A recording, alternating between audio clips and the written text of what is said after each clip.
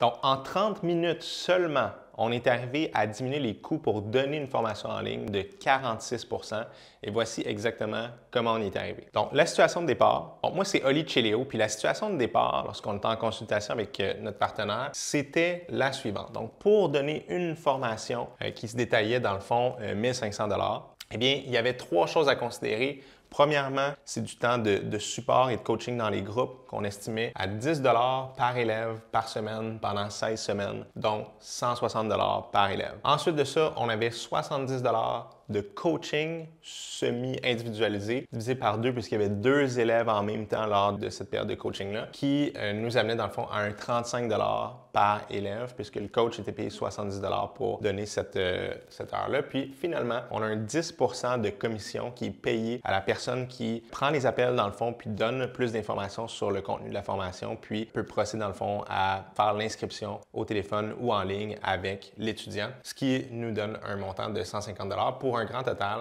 de 345 $. Donc essentiellement, chaque fois qu'on vend une formation à 1500, on sait qu'il y a 345 $ qui vont aller en dépenses pour pouvoir livrer la marchandise puis vraiment donner ce qu'on a promis aux élèves. Alors, comment est-ce qu'on est arrivé à diminuer ça de 46 %? Voici comment on l'a fait. Alors, premièrement, on a re-questionné l'entente du 10 $ par élève par semaine, puis on a estimé plutôt un nombre d'heures puis de temps pour faire une entente horaire pour servir ces gens-là, ce qui nous amenait essentiellement à 2h67 fois 35 $ de l'heure, ce qui nous amène à 93 $ par élève en moyenne. La deuxième chose, c'est qu'en ayant des plus grandes cohortes de personnes, donc en ayant plus d'élèves simultanément, on est facilement en mesure d'avoir 2 fois plus d'étudiants par période de coaching, donc d'avoir 4 élèves au lieu de 2. Et à ce moment-là, on peut diviser cette portion-là, encore une fois, par 2. Donc, en augmentant tout simplement un petit peu le volume dans les cohortes, puis en ayant 2 fois plus de personnes, à chaque fois, on se retrouve à diviser notre coût, puis arriver à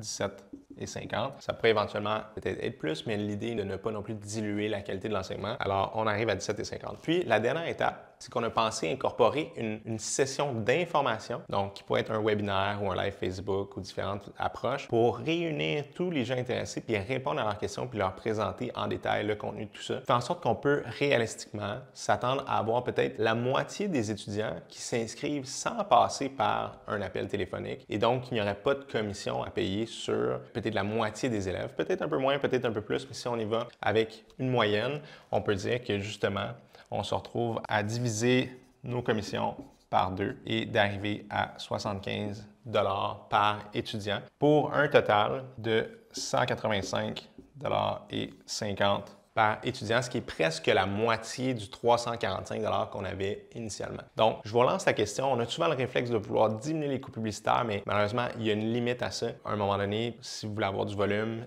les coûts vont finir par augmenter, c'est certain. On peut améliorer ou augmenter plutôt le coût de la formation, mais encore une fois, il y a une limite à ça, puisque plus qu'on l'augmente, plus qu'éventuellement, on va se mettre à perdre des ventes parce que ça va être trop dispendieux. Et la troisième approche qu'il ne faut pas négliger, il y a aussi une limite à ça, mais c'est important d'aller la maximiser, c'est de s'assurer que le coût pour donner la formation est le plus faible possible. Donc, que chaque fois qu'on fait une vente, il nous en reste le plus possible dans nos poches. Et c'est ce que je vous invite à faire en analysant, dans le fond, vos propres coûts et le temps qui est nécessaire pour donner votre formation.